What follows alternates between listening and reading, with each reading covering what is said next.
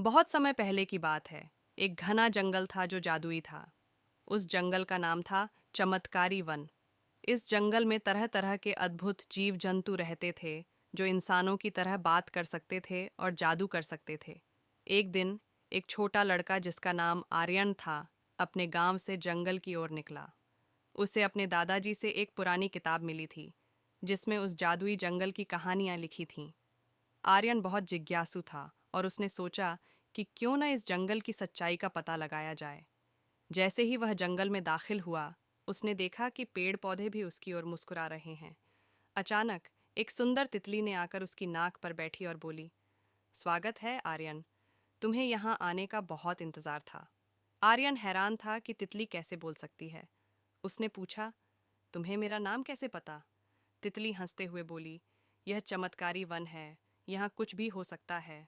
तुमने दादाजी की किताब पढ़ी होगी, इसलिए हम जानते थे कि तुम आओगे।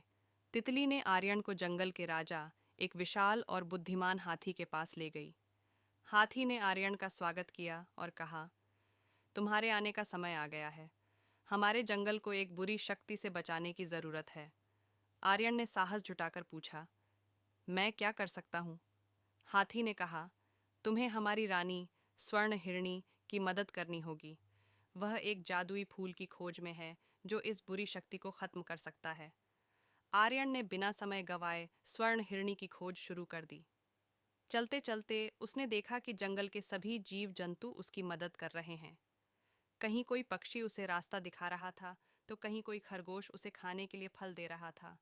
अंततः वह एक सुंदर झील के किनारे पहुंचा, जहां स्वर्ण हिरणी जादुई फूल की तलाश में थी।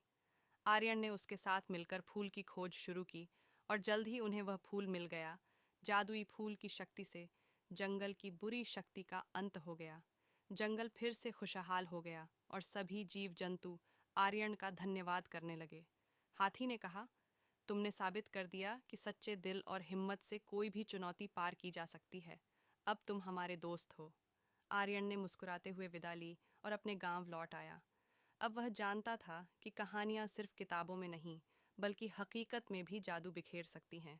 और इस तरह आर्यन का साहसिक सफर समाप्त हुआ, लेकिन उसकी यादें हमेशा के लिए चमत्कारी वन में बसी रहीं।